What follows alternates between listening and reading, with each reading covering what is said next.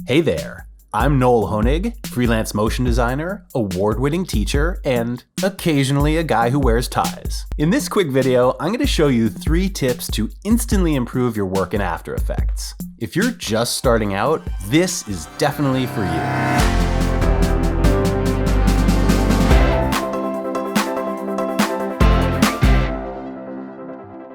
Learning the tricks of the trade in After Effects is super important if you want to be a professional motion designer. I teach workflow tips like these and a bunch of other good habits in my After Effects Kickstart course. So check that out if you really want to understand the fundamentals of After Effects. Also, you can download the project files that I'm using in this video to follow along or practice these techniques after you're done watching. Details are in the description. My first tip is using Easy Ease and the speed graph to make your movements in After Effects feel more interesting and/or more natural. So I've got this scene here, which is just a beach ball that kind of gets thrown up and then falls back down again, all right? And right now, this feels super weird and stiff because by default, After Effects puts linear keyframes into your animation. So basically, if I select one of these keyframes and I click here on this button, what we can see here is that the speed is constant throughout both of these moves. It doesn't accelerate or decelerate, and this is why it just doesn't feel very natural and why it feels super stiff. And After Effects has a command built right in that fixes this, and it's called Easy Ease. So I'm going to take the keyframes that I want to put Easy Ease on, and I'm going to right click on here and go down to my keyframe assistant. And here you can see here, Easy Ease, and the keyboard shortcut is F9, which is a really good one to remember because you'll probably be using this a bunch, okay? So I'm going to do that, right? Now you can see that it's converted the diamond-shaped linear keyframes into these hourglass-shaped keyframes, or ease keyframes. And if I press this button and jump back into the graph, you can see at a glance that this is now very, very different looking. So the way this works is that the speed here is starting at 0, then it's getting faster and faster, and then it's decelerating or decreasing back down to 0. Right away, this is going to feel much more naturalistic than the linear keyframes. So let me show you what this looks like. So it's not perfect, but it's definitely feeling better. And what you can see is like what I was just saying. It's sort of speeding up, and then it's pausing, and then it's speeding up again and pausing as it gets back down right toward the end. And actually, it's that end bit there that for me makes it look very non-naturalistic, because as things fall, they increase in speed, or at the very least, stay at a constant speed once they start falling. So I'm going to show you how I would adjust this and give this a much more naturalistic feel. So when I click on these points, and these points in here correspond exactly to my keyframes, by the way. When I click on here, I get these handles, okay? And the handles allow me to adjust how fast the speed increases and decreases as it comes in and out of these keyframe points, okay? So what I want to do is set this so that at the top here, it's got a nice big pause, okay? Because this is a light object and it's changing direction. It's going from moving up to now starting to move down, right? So I want to put a big pause right here. So what I would do is I'd pull these handles out a whole bunch, and that would essentially create the pause, right? So I'm going to do this on both ends, going into the keyframe and coming out of it. And I'm going to try to keep this basically symmetrical.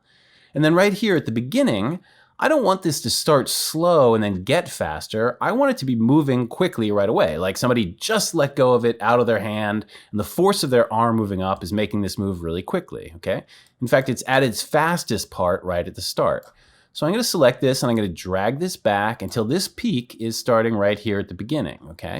I'm going to go here to the end and I'm going to do the same thing so that this again is roughly symmetrical as well, right? And now you see I've created this shape, and if we read this in the graph, it starts out fast and gets slower, and it's got a nice big kind of pause to it, and then it gets faster at the end, right? And I'm kind of exaggerating this a little bit more just to look at it. This animation looks like now.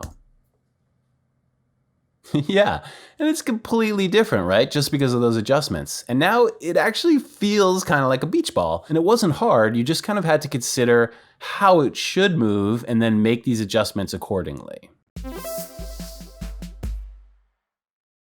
My second tip is about using adjustment layers, which are super useful in After Effects. In this case in particular, I want to talk about using an adjustment layer with two effects on it, posterize time and roughen edges, to give my animation a kind of instant look upgrade. So I just made this animation and here it is. It's got some kind of stretchy boxes and type that moves around, right? And as we all know, After Effects is great for creating animation. But if you're just getting into this, what you might not realize is that people also use After Effects for creating unique looks for their animation once they're already finished, or once the animation's done. And a great way to do that is by using adjustment layers, okay? So here's the animation in its default state. And let's just say I want to make this entire thing feel more like old school and hand animated. So in this case, I only have 3 layers here, but in most projects I have more like 100, okay? So it would be pretty inefficient to apply a bunch of effects to every single layer. Instead, I'm just going to go up here to Layer and New and Adjustment Layer. And if you're into keyboard shortcuts like myself, you'll notice that this is Option Command Y, okay? Nothing's really changed basically, except for that it's made an adjustment layer and it's put it up here on the top. And the keen After Effects observer will notice that it's put this sort of half, like a black and white cookie half moon button on here, which means that it's an adjustment layer. Okay, and basically now this is a place where I can put effects, right? So I'm going to start out by going up here and putting a posterized time effect on here. Posterized time is super good. It basically allows you to create a kind of false frame rate for your composition that's different from your original composition's frame rate, right? 12 frames per second is a kind of very traditional old school animation frame rate, right? So I'm hoping that that will give this a different feeling, which feels a little bit more like that. So check that out. Yeah. And you can see right away that it's got a different feeling. It's kind of got like a jittery sort of stop motion feel.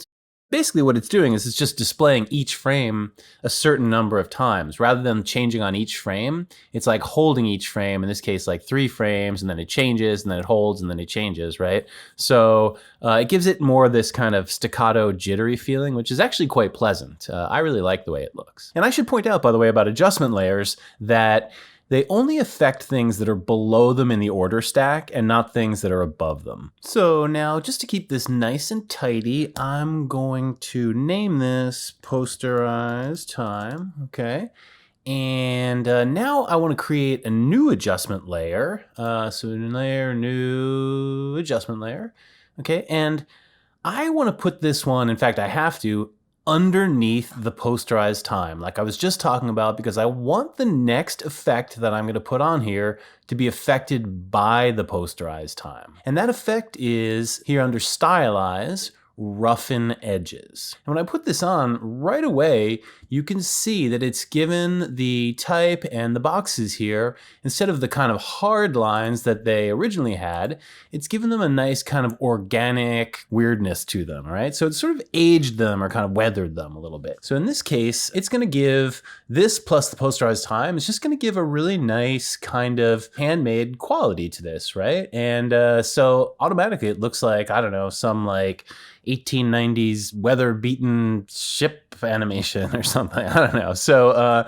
even in the parts of this animation where nothing's moving, like at the beginning and the end, we can create some little kind of motion in there, which will make it feel even more kind of handmade. Okay. And the way that I'm going to do that is to get in here to my roughen edges and this evolution right here. Okay. This basically, as you twirl this dial here, it just creates a kind of a different look for the roughen edges each time you change the number here a little bit, right? So what I could do is set this back to 0 and go back to the beginning of my comp and make a keyframe for this, and then go somewhere here after my animation's over and just change this to some big number, I don't know, like 10 whole rotations or something, okay?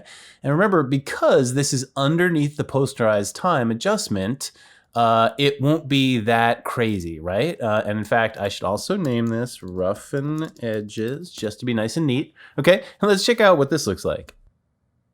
Yeah. And that looks super cool and just has this like very handmade feeling. And it really wasn't that hard. It was just a matter of, basically putting a couple of effects and making a few adjustments. And it really changes the feeling of the animation quite a lot.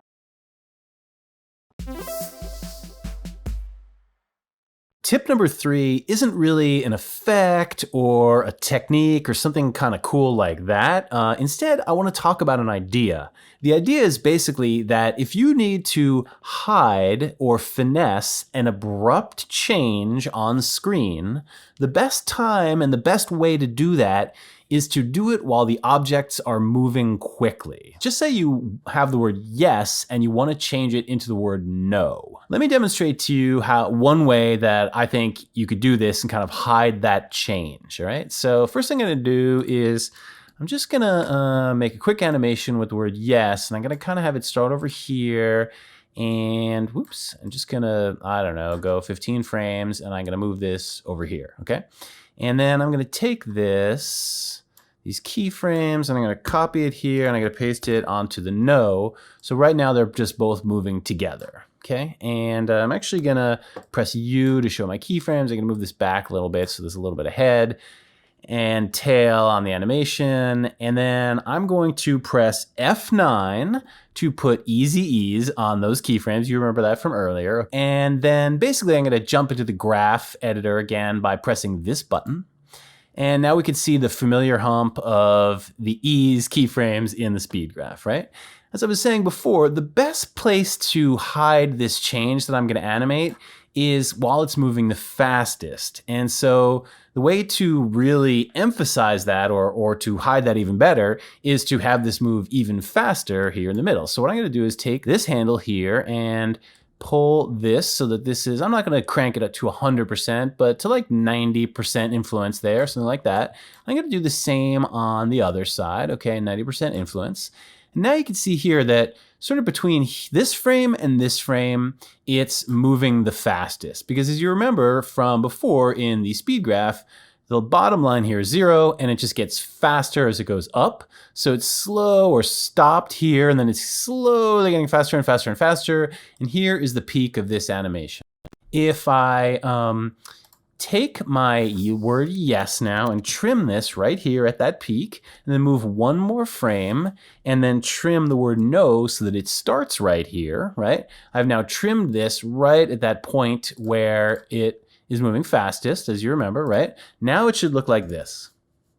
And that's pretty seamless. I mean, you could animate the word yes morphing very quickly to the word no, but I think this is pretty much just about as effective. And obviously, if you pulled these handles more and it was moving faster, or if this animation was quicker, the change could happen even kind of faster. So I think this is a really, really good thing to think about when you're first getting into animation or motion design. And I just want to point out that this isn't only with position here, okay? So I set up this other comp where I've already kind of got it animated, but I used rotation.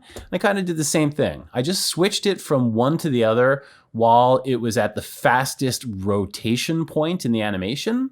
And, it's just really, really seamless. So I just wanted to point out it's not only with position. It's when it's moving at its fastest in whatever the animation is that it's doing. Hit subscribe if you want more tips like this one, and make sure to check the description so you can download the project files from this video to practice with. And if you really want to understand After Effects and get experience using it with the help of industry pros, check out After Effects Kickstart from School of Motion. Thanks for watching, everybody, and don't worry, you do not have to wear a tie if you take the class.